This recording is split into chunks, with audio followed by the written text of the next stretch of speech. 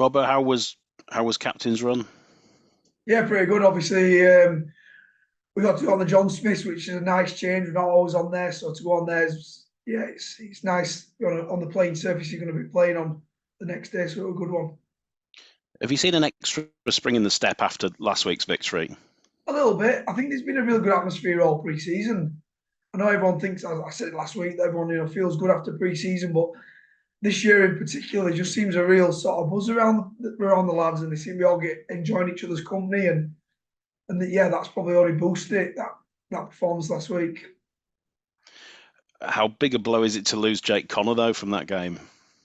Yeah, when you lose somebody of his quality, I thought he had a really good game. He came up with some last ditch sort of tackles that saved us. Guy O'Donnell being one, he had a lovely little flick where people didn't actually see the Isan try. People didn't realise that Jake actually, when he was on his back, flicked it up with his foot into Isan's hands.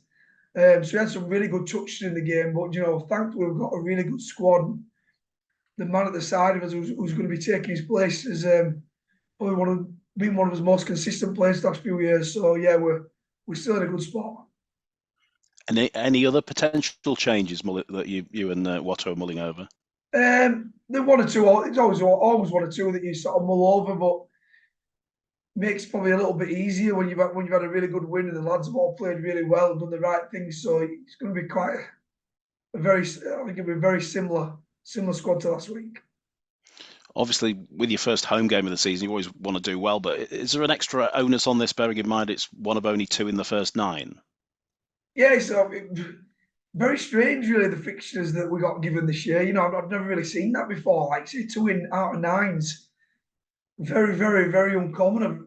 Yeah, a bit of I said to you last week, we sort of see it as an opportunity more than anything else. If we can do really well in these first nine games, it puts us in really good stead going into the summer months. But first game at home, you always want to impress your fans and do them justice, really. So we're looking forward to playing here.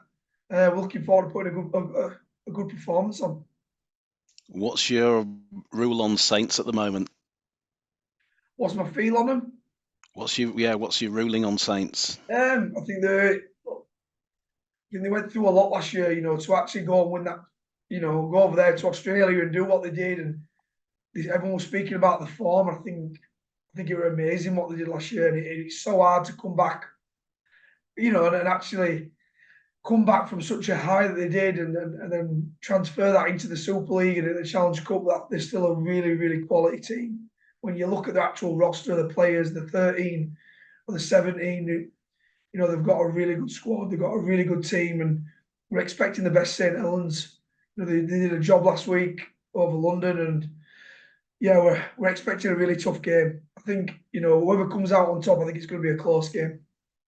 You'll have pored over the footage from their first game. From what you've seen, are they doing anything differently from last year?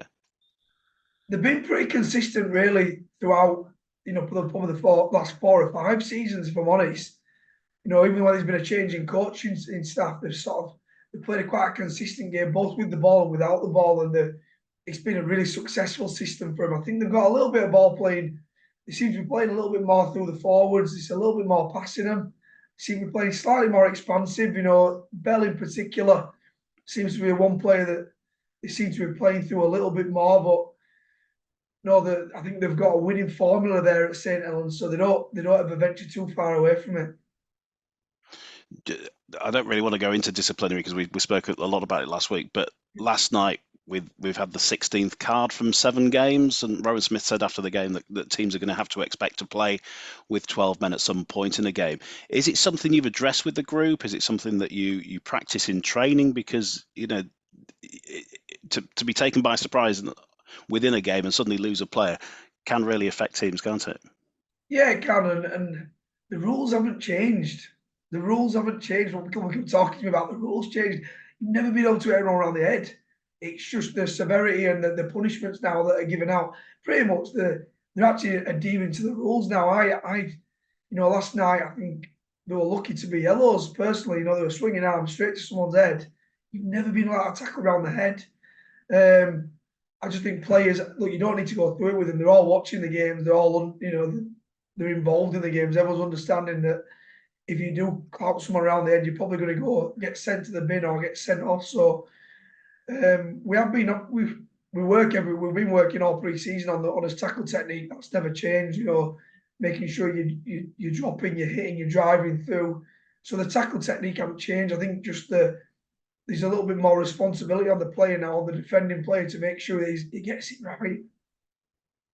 And Tui, you were on the wrong end of the disciplinary, weren't you, from pre-season? How frustrating was it to sit out last week? Yeah, it was disappointing, especially after probably the preseason I had. I played a good preseason, and I could take a lot of confidence out of it. And then to miss the first game, all the effort you put in to miss the first game was disappointing. But the boys are, they responded. We got a win, and we started off our season on a bang, which is a positive start for us. And obviously, your skipper's had his say, hasn't he? He's called for some more clarification and consistency. Do you share his frustration as a group? Yeah, definitely. I see where he's coming from, and I don't want to speak too much on it, but I've seen other things that have probably not been handled well, and he's probably been unlucky. But it is what it is. We can't do much now. We just got to wait for 3 games, and we're probably looking forward to having him back. For all the work that he does in the middle for us. You've only had 1 game so far, but do you feel like you're missing Yatesy? Probably at moments. Like I said, just the defensive work he goes through in the middle for us is massive for us. But I thought, Leroy on the weekend, he made about 45 tackles, and also just playing with the ball a bit more. So I feel like he stood up, and we'll see how we go again this week. I bet Leroy wasn't expecting to do 45 tackles in a game at that stage of his career, was he? I know, but full credit to him. Age is just a number, and he's proven that. So he didn't sign up for that, yeah.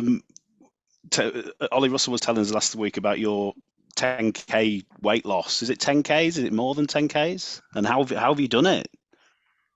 Probably just from the last time we went on our team trip away, yeah, it's probably been 10 kilos. Just doing the right things away. I had a pretty good off season, so I didn't come back in bad shape, so that probably helped me.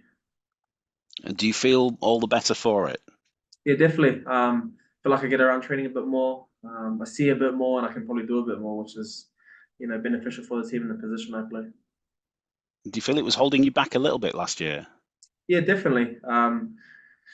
Probably started off the season, probably dictated my season that I had last year. A bit of a roller coaster. When I managed to finally get into a bit of shape, I feel like I started to play some good footy towards the middle year and the back end of the year. So. And what does it mean to you to get out in front of the home fans for the first time this year? Yeah, I'm excited. Missing the first game is obviously disappointing. So just wanted to go out there and do my part for the team, and not overplay myself, and just go do what I have to do to help us hopefully get a win. Just before I pass you over to the other guys, I'll ask Robbo in a second, but Tui, first of all, Wigan or Penrith, and why?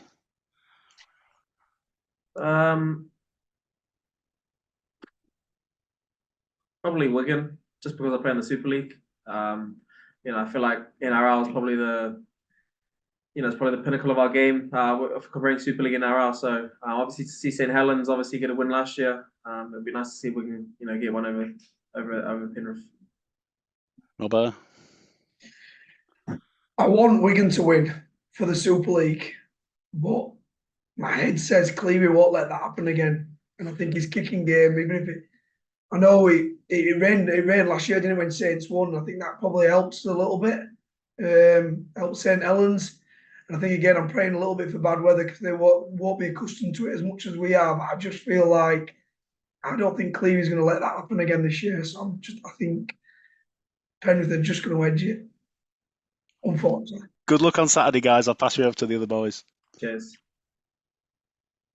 Hey guys, JD's covered it, most of it, but just a couple for Luke. Is Watto a superstitious type and handing over press duties to you again?